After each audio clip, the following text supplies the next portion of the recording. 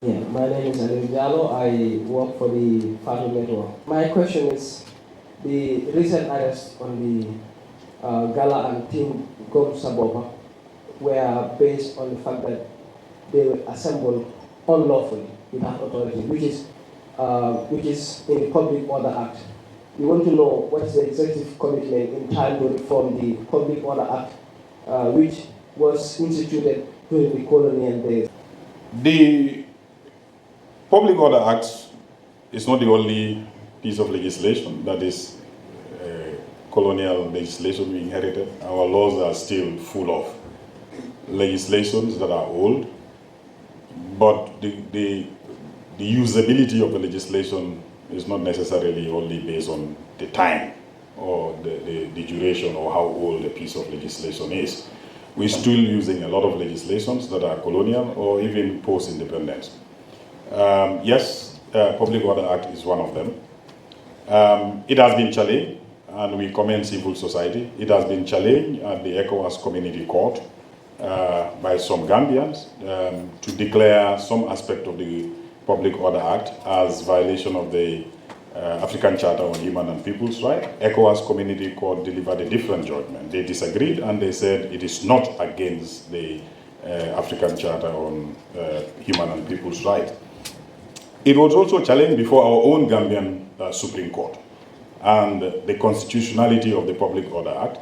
And the Supreme Court again said that the Public Order Act is not unconstitutional. So the legality or the constitutionality of the Public Order Act is settled.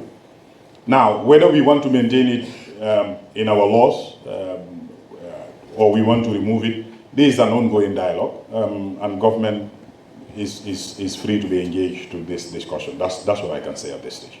I have a follow-up on that. No problem. This government came since 2017, and one of the promises was exactly this public order. One of the promises was exactly to repeal and reform bad laws like this Public Order Act that have been used, weaponized by the security forces, leading to the death of Solo Sende. All right? This is a very dangerous bill in that regard. So, the government of President Adama Barrow, since 2017, made some of these promises, coalition. Not only that, the TRRC has come out with recommendations for this government to review and address this Public Order Act. Your government, under you, wrote the white paper and said you promised that you would look at it and review it. What do you say now? I mean, you need to tell Gambians something because it could lead to a state of national security in this country. Just take it easy. The legislative reform agenda of this government is huge. And those of you who follow the developments in the National Assembly will see the volume of legislations that are being submitted every session in the National Assembly. So we have a very ambitious legislative reform agenda, but this is a process, so it's an ongoing one. We've also seen from what the Minister of Finance made mention of some of the corruption allegations that the government is taking to eradicate corruption. We've seen people with $30,000 being dismissed from their public spaces, and we've cited a case involving $950,000. The individual was just demoted and allowed to pay. Isn't that selective justice in the way you administer justice? Thank you. With respect to the concern about selective justice, right? Yes. The nature of the cases are different. There are those that are outright theft, the planning, the executions, and even when confronted with the facts, there was denial. So it was deliberate, and the conclusion led to only one thing: misconduct. So then those decisions were taken. In the case, maybe termination or dismissal in some cases. Now, with this instance, the gentleman claimed that the money were used during transit. So when he was confronted, because the players themselves said no, we were not given any such things. But he plus few other testimonies that suggest that he might have used some, but the commission did not believe it. So it was a lie as far as the commission was concerned. Now, this was an interest. So he hadn't planned to steal. It was a legitimate money given for specific purpose.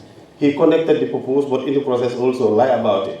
Okay, the intent might have been there, but again, like I said, he did indicate that he had used some of the money.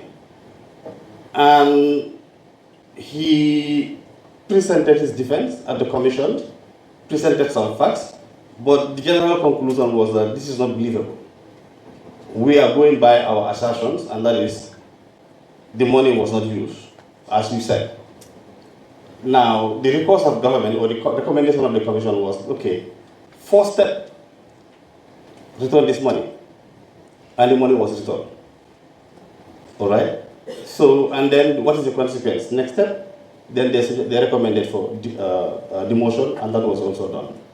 Now, again, if in the case it's still being reviewed, but at the moment that is where the case is. The primary objective of government was to recover every budget of the funds, and that was done. But looking at the magnitude of the two obscene amounts in the two cases here, this could be considered as selective justice, given the fact that probably the man in question might be close to the government. $30,000 to $950,000. You made mention of the intention to lie. He already lied. And somebody who just collected $30,000. No. Doesn't make logic to actually terminate his services and leaving the other person to pay. Couldn't that strategy also be applied on the other person to also recover? Because $10,000 might take him probably just a month or so. Thank you for that. I think where you are getting it wrong is you're looking at the figures. You're looking at the circumstances itself. That's the fact. Every case is unique. Every case, you look at the circumstances. And you weigh the circumstances in terms of intent, there are so many checks. It's not the amount you only check. You're just focusing on 9,730. No.